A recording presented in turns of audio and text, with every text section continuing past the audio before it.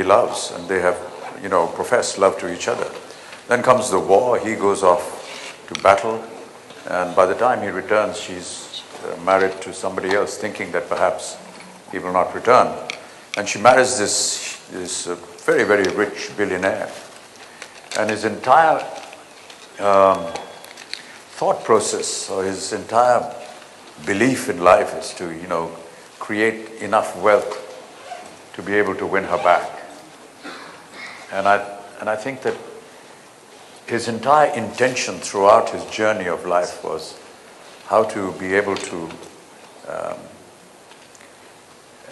accumulate this great power that wealth brings to him, so that she can come back to him.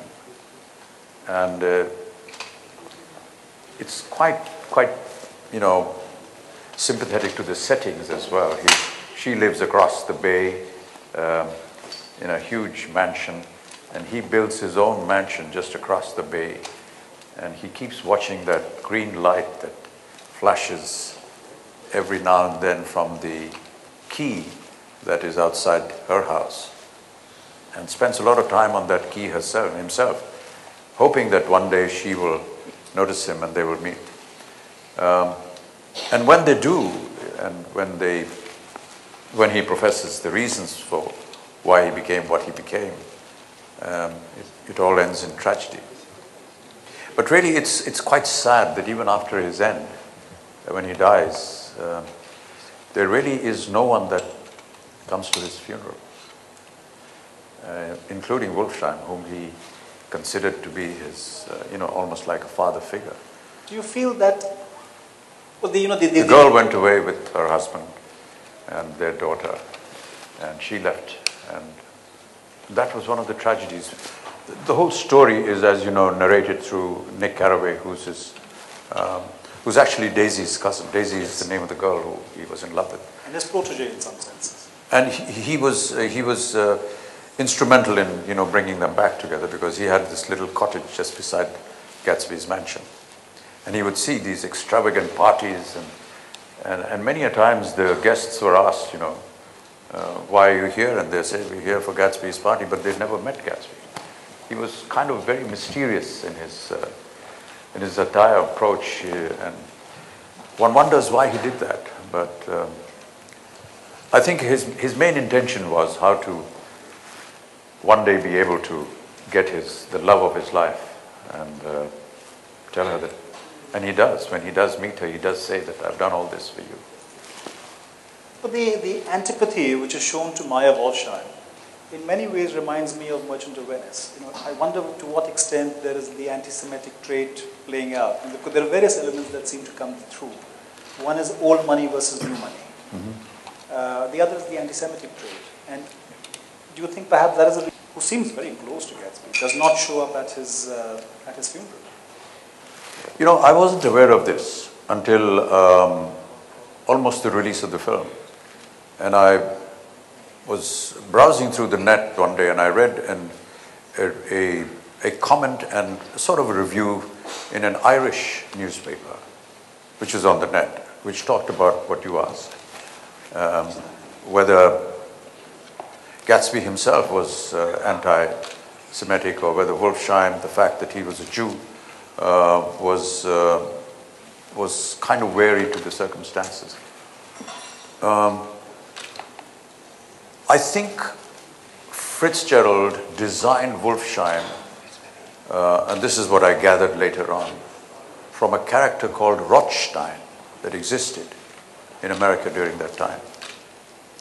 And a lot of the sequences in the book and that Fitzgerald wrote were in some peculiar way very close to his own life. It was quite ironic that when we went to Cannes for the film festival, we stayed all of us stayed at a hotel at Antibes, Cap d'Antibes, which is just half an hour drive from Cannes. But just 20 miles further down was the cottage where Fitzgerald wrote Gatsby, knowing that his own wife was having a love affair with a airline pilot at Antibes. And perhaps everyone now conjectures, of course, whether that influenced some of the story lineup that he had in his book. It's quite intriguing. Many a times people who write books and stories like to pick up material which perhaps they themselves have been through. And it could very well have been this. These are some of the details that I picked up. The other thing that,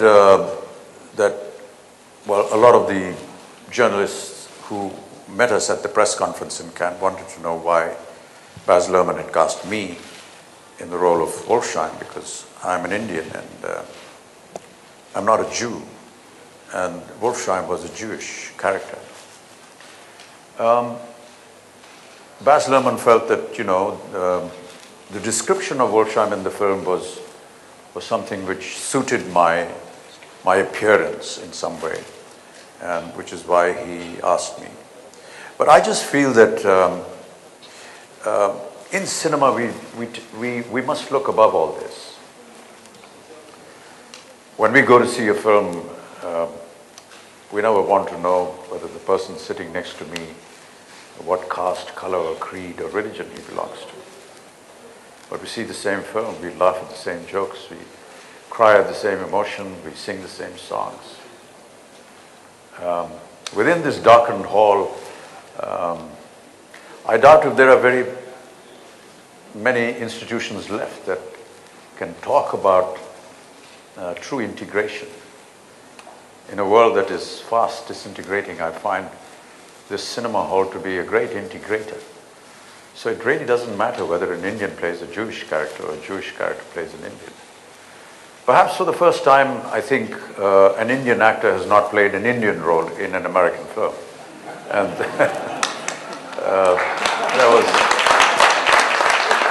that was perhaps something new for them, and they couldn't understand, how an Indian could play a non-Indian character. And I met several people after the New York premiere and also the premiere at Cannes, who came up and said, "That was a fantastic accent, you got it absolutely right, just perfect Chicago accent." And I don't know what Chicago accent is all about. But I just, followed my dialogue director, who Baz put me on to, and we just went ahead with it. Wolfsheim actually, while we're talking about accents, I think had a problem pronouncing certain words, and that was there in the script. He would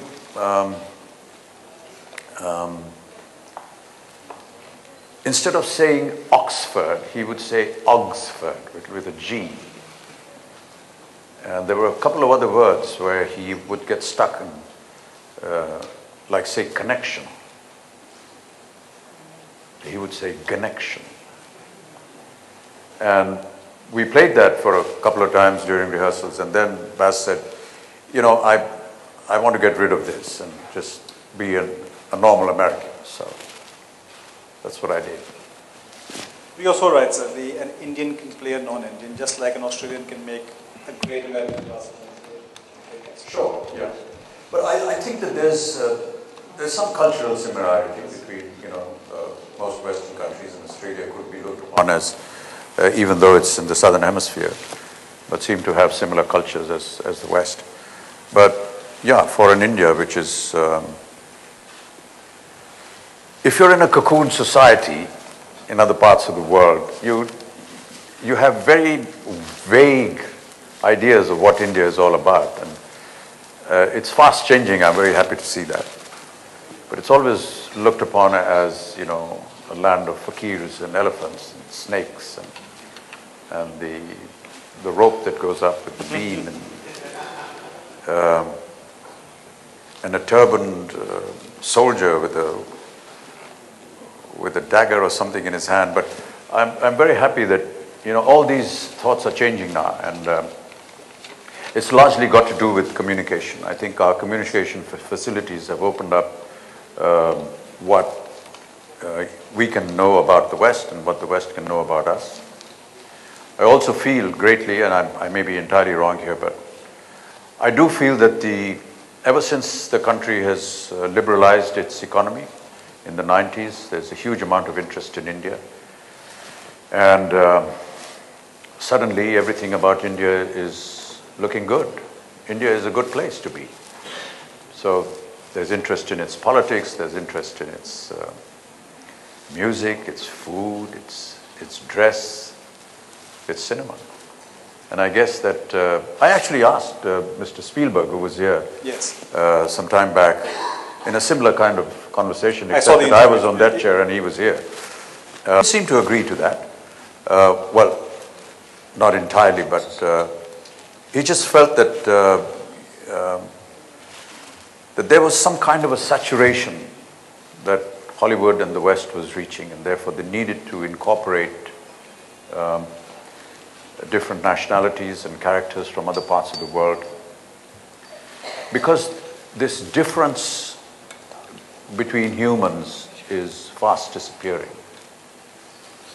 If you look at a typical German football team, you won't be able to make out whether this is a German football team because there are so many different nationalities playing for it, or whether it's the British football team.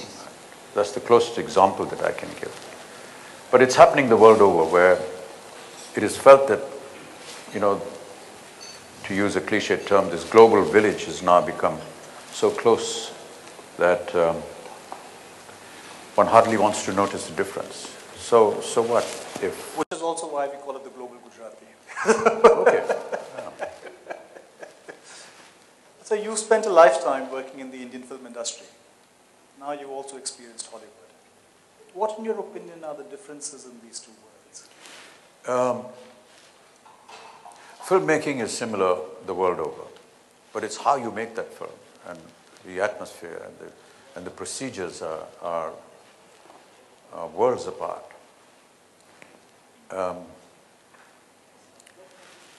I think the West is just obsessed with research and detailing, and which is such a wonderful thing, because I don't think that we spend that amount of time or energy doing that. To give you some really, vague examples, I have a half blink and a miss scene in this film, Great Gatsby. And it was to be shot over just half a day. But Baz Luhrmann wanted me to come across to Australia for a workshop 3 months before the actual shooting. I couldn't make it because I had other commitments here. But just before the shooting began, a week before, he asked me to come and just be with him. The first day, he called me to his house, and he called Leonardo and Tobey Maguire, who were the two other characters who were going to be playing with me in the scene. And we just sat and talked about this one 3-second scene for hours. And then we just casually, sitting in his drawing room, read and reread this, couple of seconds or a minute or two scene for the next 2 or 3 hours. Just kept reading it. Then we shifted to the Fox Studios, which is where we were shooting the film. On a massive floor, it was completely empty. And the entire cast of the film, right from the guy that is a chauffeur in a car, or a waiter that is going to be passing through with the drinks at a party, everybody, all the star cast, was made to sit around in a circle. And we just sat there with the entire script. And the entire script was read by each person playing their parts. And this happened about 2 or 3 times. And then he got up and he opened the house for discussion. Said, what did you find wrong with Leonardo's performance, or Tobey Maguire's performance, or that waiter there who was bringing him? How should he have spoken? And this discussion carried on for some time. Speak about the rapidity and the instant gratification, but also one change which I'd welcome your comments on is, I find that America still has remnants of the studio system. We have one of others with us here. India, I don't know, maybe Yash Raj films, but not quite. We did have the studio system exactly, earlier on. Exactly, therefore I ask. But even in Hollywood, I think the original concept of the studio system soon broke away, because the idea there was to book artists and reserve them for their company. But then as the stars became bigger, and they became bigger because the audiences started interacting with them and liking them to a larger extent, so they felt that, the studio needs us rather than we need the studio. And therefore they set off on their own. And there are many who, even now, don't associate themselves directly with the studio. The studio now has become more a production house. Artists, very rarely I find, actually connected to a studio. That whole business of having agents and managers who look after you is now very prominent. You have important agencies like William Morrison and CAA, who are agents and managing agencies who look after artists. Many artists don't even have that. I know Leonardo doesn't have an agent at all. He works independently. So, I think it's a personal choice. And that's happening here as well. Yes. There is the beginnings of managers and agents coming in India as well. I know that CAA has held hands with an Indian company and they want to manage artists. That process has started. How to negotiate a deal for you, how to draw up your contracts, look after your profile, look for work, your endorsements, everything is just managed by a management company. I think these are healthy signs. All artists are not, chartered accountants, and we don't know much about what goes on other than what we need to do in front of the camera. So it's very helpful to have a group of people or a company that looks after everything. I don't think you should be going here, sir, because there's going to be these kind of things happening there, and you're not required there. I think you should regret this. And incidentally, I didn't ask my agent before coming here, so you can be very comfortable.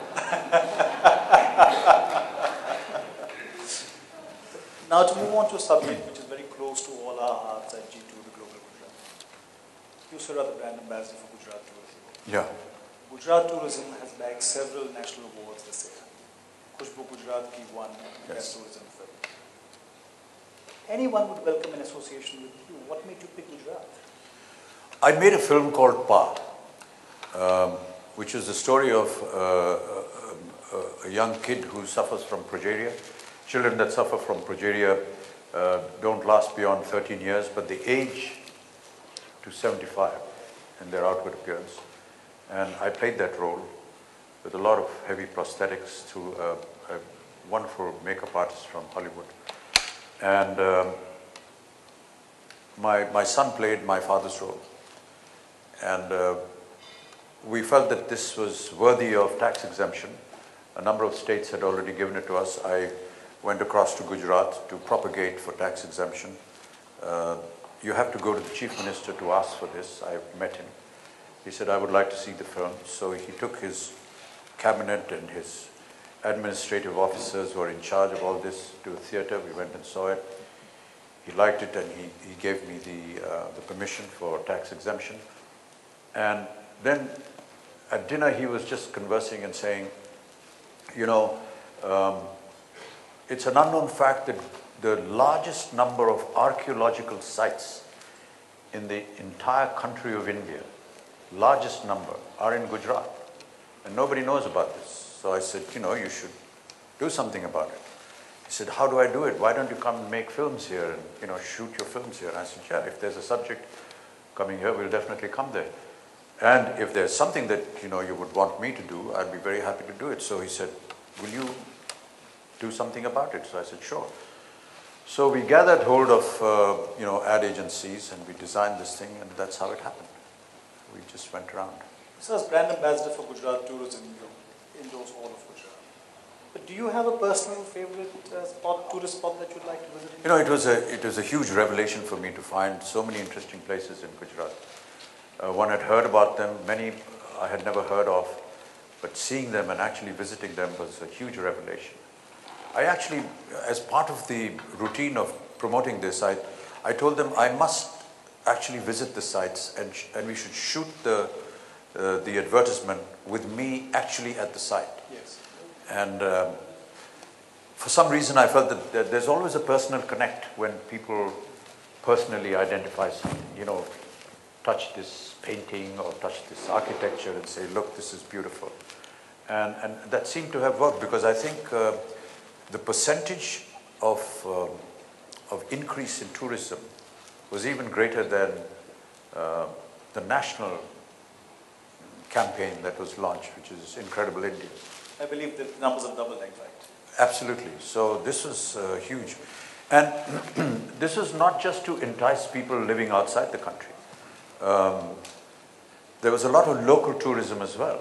Many people from southern India or from eastern India actually started coming to Gujarat because they didn't know that this existed. Many Gujaratis who lived overseas, and I'm sure that there are many here perhaps who have relatives and friends staying there, wanted to come back, had never been to Gujarat, but wanted to come to Gujarat because they suddenly found it, you know, very interesting to visit. There are several places and unbelievable architecture and beautiful sites which are just so incredible. And I'm very happy that the local government is doing and taking a lot of interest. Many hotels, for example, had got permissions to set up hotels, say, outside the Gir forest, which is the only place for the Asian lion. And for years, they never used that facility. They never put up the hotels. But soon after the campaign, all of them have wanted to build their hotels again. They're all up. The infrastructure is up. And it's wonderful to see people actually going and talking about it. You land at the Paris de Gaulle airport and you find Khushbu Gujarat ki right in front of your face, which is quite unusual. So I think that not only the government, but you know, the people of Gujarat have really promoted Gujarat in such a beautiful way. So your personal favorite, one place? Oh, it's very difficult. But if you're going to push me, I would say the Ran of Kutch. It's really quite an amazing place. And on a moonlit night, you cannot imagine what it looks like. It is unbelievable. Our director in the magazine also keeps threatening that we need to do a shoot in the Ran of Kutch. He's standing behind. So yes, as the SG to the Global Gujarati, we also believe the Ran of Kutch to be. Yeah, it's very freakish, but it's so beautiful. It's nothing. It's just white sand, miles and miles and miles and miles and miles. And on a moonlit night, the salt which is really the bed of the sea, perhaps the sea was there at one point in time. And when the sea ebbed and went away and left this barren land, it left some of the salt portion behind. The salt shines in the moonlight, and it's beautiful. And now they have festivals, the Ran of Kutch festival there, where they put up these beautiful tents, and the entire village comes up there. Everybody goes and spends night there. There are musical performances, and they're beautiful tents, air conditioned, bedroom, drawing room, hall, kitchen. All in the tent. All in the tent. It's fantastic, and they're all in. It's like one huge village, and they all just come and live there for 10 or 12 days. Beautiful it is. Any comments of Gujaratis they love their food. Any comments on the cuisine? Did you like the food? Gujarati food is excellent. I'm sorry I'm not staying back for dinner tonight, but you could always pack some for me. I'll take it in my car.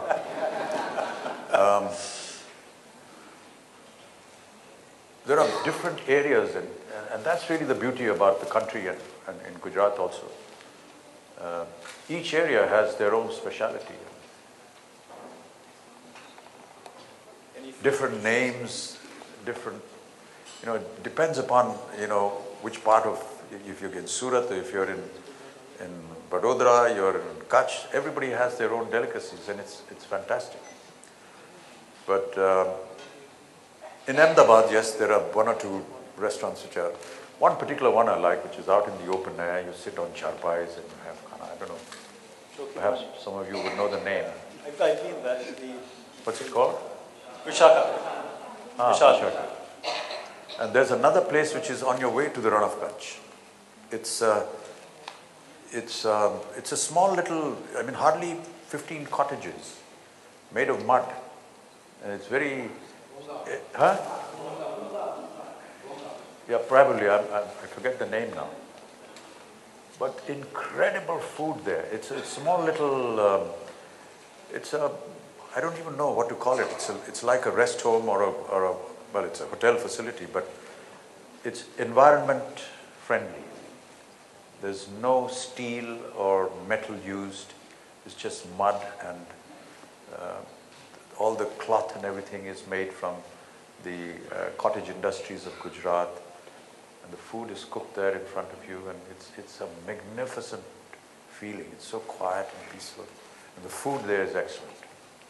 So if you're visiting the Run of Kutch, please do visit this place.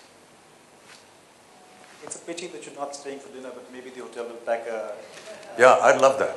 But they've actually thought about all this. So the menu yeah, I miss my lunch, though. Do pack a lot.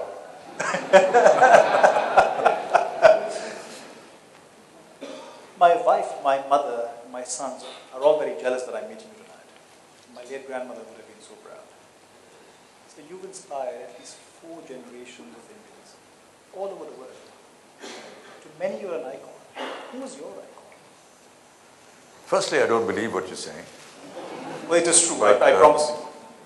But yes, I limit my inspiration to my parents, my father and my mother. My father, as perhaps some of you know, a great literature, poet, and writer, and greatly inspired by him. My mother, she was a Sikh. It was an intercaste marriage, very unusual for the city of Allahabad, where I was born, where intercaste marriages were absolute taboo. That also a Sikh coming from what is now Pakistan. My mother was born in what is now Faisalabad in Lalpur. She studied and graduated from Government College Lahore. My grandfather was a lawyer who practiced from Karachi. And for her to, get married to my father, who belonged to Allahabad, very traditional, very conservative. But there were many things that my father believed in, and I incorporated in my life, and it's always been an inspiration for me. Apart from all his poetry and all his writings, just the fact of who he was and how he portrayed life to me. Many a times when there would be, serious situations or situations when I felt I needed to talk to somebody, and I would go and talk and say, this is the problem. And there would always be a very simple answer. Man ka ho to acha, na ho to zyada acha. I studied in Sherwood College in Nainital, which is a missionary school. I was in boarding there. And every year we had an annual concert. And one of the years I won the Best Actor Cup, which was given by Mr. Jeffrey Kendall. Jeffrey Kendall, father-in-law of Shashi Kapoor. He used to travel all over India with his troupe called Shakespeareana, performing Shakespeare plays. And he had given a challenge cup for the best actor every year. And I won that cup the year before, and the next year I was again in their play, and it was, well, expected that I would win again. But a day or so before the show was to happen, I got measles and I was stopped from performing. And this was heartbreaking for me. So I was put in the infirmary in the school, and my father, and these are Founders Week events, and parents come up to see your children at that point of time. It's a great moment for us, my parents are going to come, I'm going to do this and that.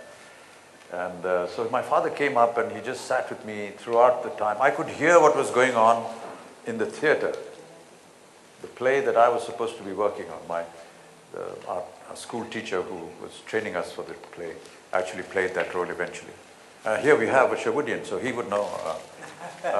much about what I'm saying.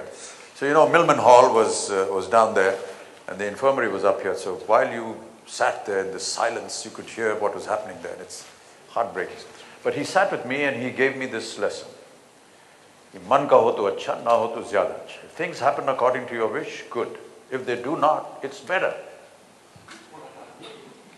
I said, I don't understand this. How can it be better? Then he said कि अगर तुम्हारे मन का नहीं हो रहा है तो ईश्वर के मन का हो रहा है और ईश्वर जो है वो हमेशा तुम्हारा अच्छा चाहेगा. If things don't happen according to your wish, it's happening according to the wish of the Almighty, and the Almighty will always want the best. So that's something that I've always lived with. There are many times when you face hurdles in life and you say, okay, man ka nahi ho raha अच्छा है, ना हो ज़्यादा अच्छा है. Yes, he has been my inspiration, and I live with his works and his books, and I still, you know, there are many regrets. I regret not having spent enough time. I did spend a lot of time, and when he passed away, I was devastated. But one of my close friends came and told me, you know, you should consider yourself very fortunate. Your father has been with you for 62 years. He passed away when I was 62. There are many of us here who lost their fathers and didn't have this kind of a time span. Most of them 20, 30 years, and we've lost them. So I thought that was a good point to incorporate. But yes, I keep reading his poetry and I keep finding new meaning to it, and I keep finding some kind of a solution of life. So those have been my inspiration. My mother was a very strong-willed person. She was very protective about us. She was very beautiful, and we were always attracted to her, as were many others. And after she graduated in Lahore, she started teaching there. And I was amazed that a child of one of the students who studied there in Lahore sent me a photograph of my mother when she was teaching in Lahore and wrote a huge note saying, I am so-and-so. My mother was a student when your mother used to teach us here. And we used to, and my mother tells me that we used to wait for, her name was Tej Kaur Suri, so we used to wait for Mrs. Suri to come to the university, because every time she passed the corridor, we could smell her perfume. And we knew that she had already entered there. So, very strong-willed person, very protective of us as children, and gave a lot of willpower to us. So these have been my inspirations.